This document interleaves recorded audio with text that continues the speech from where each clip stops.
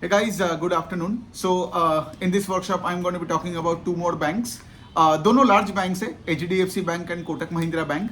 अगर मैं आपको ऊपर से पहले बता दूं, before going into details of both the banks का Q3 numbers and con call में क्या क्या हुआ, ये दोनों बैंक का ही एक इशू चल रहा है for the past few years. वो है कि इनका पेस ऑफ ग्रोथ घट गया है. ठीक है, पेस ऑफ ग्रोथ का मतलब है अगर कोई कंपनी पहले 30% से लोन बुक को बढ़ाता था, ठीक है, लेकिन आज अगर से वो 20% से लोन बुक को बढ़ा रहा है तो लोन बुक बढ़ रहा है लेकिन the pace of growth has come down. ठीक है, तो मार्केट को क्या होता है ना, कोई भी स्टॉक का एक पीई का डी रेटिंग होने लगता है या फिर वो स्टॉक ऊपर जाना बंद करता है जब से कोई कंपनी का पेस ऑफ ग्रोथ घटता है. ठीक है, फिनेंशियल्स हुआ तो लोन बुक के ग्रोथ के एंगल से देख सकते हो, और अगर नॉन फाइनेंशियल्स हुआ तो आप टॉप लाइन या सेल्स के एंगल से देख सकते हो.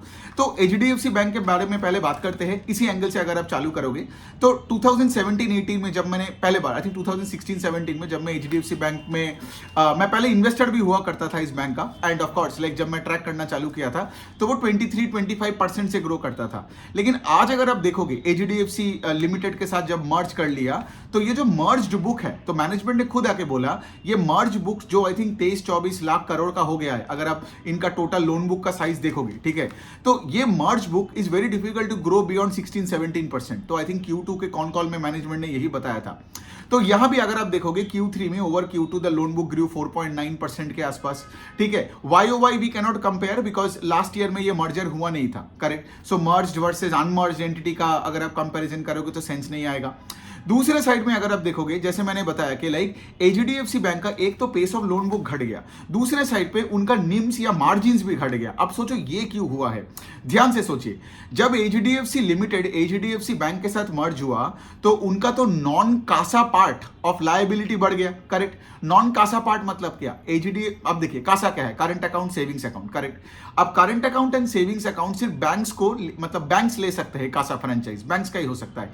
एचडीएफसी लिमिटेड क्या था, it was a housing finance company, तो उनको कासा फ्रेंचाइज नहीं था. तो जब अब मर्जर हो गया तो क्या हुआ, सडनली आपका जो नॉन रिटेल कासा का जो डिपॉजिट्स है एचडीएफसी लिमिटेड का था वो एचडीएफसी बैंक के साथ मर्ज हो गया.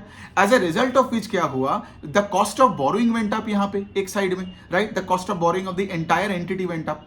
ऑन द अदर साइड अगर आप देखोगे एचडीएफसी बैंक के पास ऑफ कोर्स मॉर्गेज बुक तो था ही नहीं, राइट.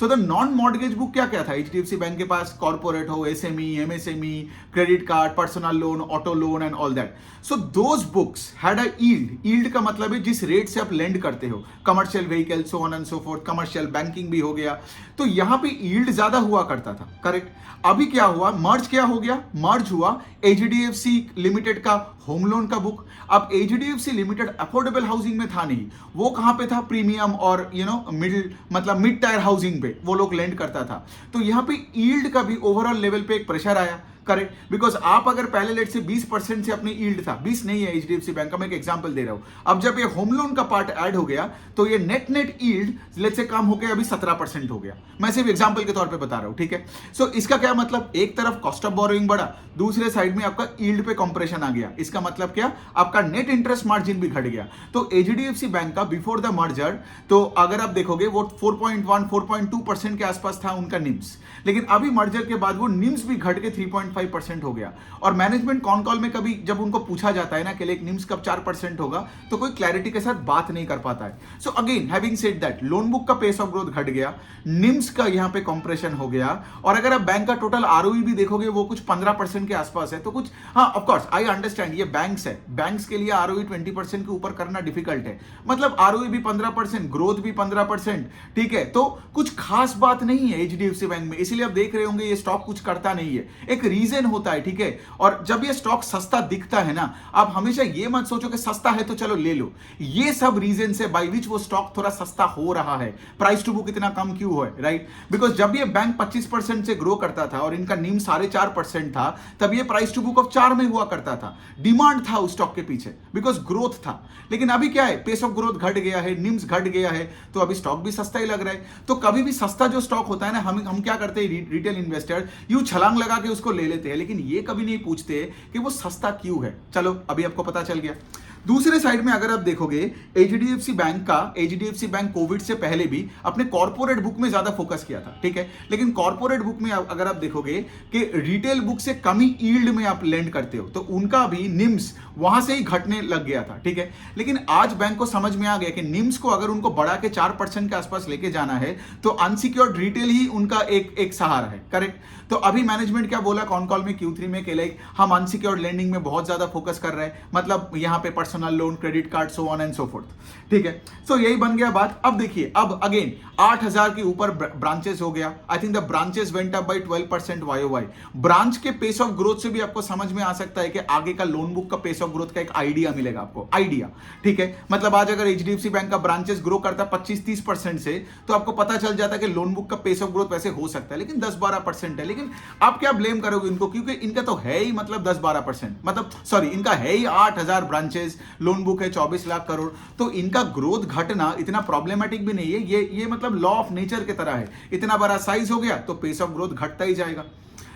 ये बन गई बात। एसेट क्वालिटी लेके तो एचडीएफसी बैंक का कोई बात है नहीं, जीएनपीए नंबर 1.2% है, ठीक है, थोड़ा सा बड़ा है quarter on quarter, but of course HDFC bank has always been great in terms of asset quality. तो अभी हम कोटक बैंक का बात करते हैं। कोटक बैंक का सबसे बड़ी डिसअपॉइंटिंग पार्ट तो ये नहीं है कि उदय कोटक चला गया, ठीक है। सबसे बड़ी डिसअपॉइंटिंग पार्ट ये है कि उनका लोन बुक का पेस ऑफ ग्रोथ भी ड्रास्टिकली घट गया। अगर आप FY 21-22 तक भी देखोगे ना, कोटक बैंक का लोन बुक का ग्रोथ 22-24% से ग्रो करता था YOY, लेकिन अभी अगर आप देखोगे वो घट के 16% का उनका लोन बुक का ग्रोथ है। अब डिसअपॉइंटिंग क्यों है मैं बता रहा हूं। एचडीएफसी बैंक का तो अभी आप देखोगे या स्टेट बैंक का देखोगे, उनका 15-16% का लोन बुक सेंस बनता है, बिकॉज वो 24 लाख 30 लाख करोड़ के आसपास का लोन बुक है, इतना बड़ा है। लेकिन कोटक बैंक का लोन बुक अभी भी 4 लाख करोड़ के नीचे है। तो 4 लाख करोड़ के नीचे होके भी you can not grow, you should be growing at a faster pace, correct, than let's say the likes of HDFC and ICICI. Even ICICI bank का भी तो जो पिछले वीडियो में मैंने एनालिसिस किया, राइट, कि उनका 11-12 लाख करोड़ का लोन बुक है और वो 18% से 18% YOY से वो ग्रो कर रहा है। लेकिन आप 4 लाख करोड़ का लोन बुक लेके या उससे भी नीचे लेके आप 16% से ग्रो कर रहे हो, so that's not a good sign. Second है कि लाइक उनका आई गेस अशोक वासवानी करके उनका नया सीईओ आया, जिनका पहला कॉन कॉल था। So I won't be able to make any comment on the new management, new CEO, because I need to like listen to him for a certain duration of time before making a judgement. तो ये बनता है बात। दूसरा point जो ये है कि कोटक बैंक का अगर आप देखोगे, the PAT growth is even lesser than the loan book का pace of growth. PAT growth is only 8%, और ईपीएस का हार्डली कोई ग्रोथ आया है। जब पैट और ईपीएस नहीं बढ़ता है ना, तो शेयर होल्डर को रिटर्न कहां से मिलेगा, करेक्ट। तो पैट का ग्रोथ नहीं होने का रीजन यही है। तो बेसिकली अभी क्या किया है आरबीआई ने, ये जितना भी आपका फाइनेंशियल्स है ना, micro specially banks and all that, तो इनका ऑल्टरनेट एसेट्स में बहुत AIF इन्वेस्टमेंट्स हुआ करता था। अब आरबीआई ने क्या किया, वहां पे मतलब प्रूडेंस लाने के लिए बोला कि उसमें आपको प्रोवाइड करना पड़ेगा। तो provision is nothing but an expense in the income statement, तो उसके लिए और भी आपका मार्जिन कॉम्प्रेशन हुआ। तीसरा चीज ये है कि अगर आप देखोगे कि उनका भी जो इन्वेस्टमेंट बुक था, राइट, वहां भी कुछ मार्क टू मार्केट लॉसेस उनको लेना पड़ा। मार्क टू मार्केट मतलब आप अगर कोई बॉन्ड पकड़ के रखते हो, ठीक है, if you are not holding the bond till maturity, तो बॉन्ड का जो वैल्यू है वो ऊपर नीचे करता रहता है बेस्ड ऑन यील्ड्स। तो अगर यील्ड बढ़ जाता है तो बॉन्ड का वैल्यू घटता है, मतलब उसका फेस वैल्यू से वैल्यू घट जाता है, and you have to record a mark to market loss. ज्यादा डिटेल में नहीं जा रहा हूं, जस्ट ऐसे पकड़ लो कि लाइक इन्वेस्टमेंट्स उनका जो है उसमें थोड़ा बहुत लॉस खाया हुआ है, तो वो भी अदर इनकम में हिट हुआ, करेक्ट। तो MTM लॉसेस और दूसरे साइड में ये जो प्रोविजंस करना पड़ा फॉर AIF इन्वेस्टमेंट्स, इसके वजह से भी पैट का ग्रोथ हिट हुआ।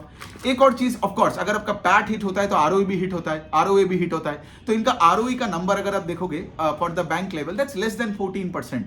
तो again having said that, right, 13-14% का ROE है और 16% का लोन बुक का ग्रोथ है, तो मतलब कहां जाएगा ये स्टॉक, राइट। मतलब they have to improve on the pace of growth, improve on ROE, correct. जबकि अगर आप देखोगे both HDFC and Kotak bank का जो एक अच्छी बात है वो है कि उनका एसेट क्वालिटी प्रिस्टीन है। अब जब कोई फाइनेंशियल का एसेट क्वालिटी इतना सही होता है ना, तो क्या होता है ना, वो स्टॉक नीचे नहीं जाता है। लेकिन पैसा तब बनाएगा जब आपका ROE बढ़ेगा, जब आपका लोन बुक का पेस बढ़ेगा, गॉट इट। सो जैसे अपने बंधन बैंक को देखा, राइट, एसेट क्वालिटी खराब है तो स्टॉक नीचे चला गया, गॉट इट। लेकिन HDFC और कोटक बैंक का स्टॉक नीचे इसलिए नहीं जाता है बिकॉज उनका एसेट क्वालिटी बहुत सही है, लेकिन पैसा तब बनेगा शेयर होल्डर्स के लिए जब से फॉर एग्जांपल वो लोग अपने अपने पेस ऑफ लोन बुक को बढ़ाए। तो ऐसे जो 13, 14, 15%, क्योंकि हमारे कंट्री का अगर आप नॉमिनल जीडीपी ग्रोथ देखोगे तो इसी रेंज से ही आता है, 12, 13, 14% के आसपास। तो और ये दोनों बैंक उसी रेट से ग्रो कर रहे हैं। And I am specially disappointed more with Kotak, because Kotak का लोन बुक छोटा है। अगर आप देखोगे बजाज फाइनेंस और कोटक का लोन बुक सिमिलर है, although I don't want to compare directly because वो एनबीएफसी है, ये बैंक है, अलग रेगुलेशन है। I get those point, but Bajaj finance उस लोन बुक पे 35% से ग्रो कर रहा है, जबकि कोटक को पहले तो 20-25 करता था, लेकिन अभी 15-16 हो गया है। So that's another disappointing thing with the bank. और ऑफ कोर्स उदय कोटक भी चला गया है, मार्केट को थोड़ा डर भी लगता है कि नया मैनेजमेंट है, क्या होगा क्या नहीं होगा एंड ऑल दैट। सो वो पॉइंट भी है। सो ये बन जाता है बात, और तो कुछ है नहीं। I have covered both the banks here. चलिए अगले वर्कशॉप में और 2-3 बड़े बैंक्स लेंगे, फिर उसके बाद हम ये मिड साइज और स्मॉल फाइनेंस बैंक की तरफ चलेंगे। Okay, thank you.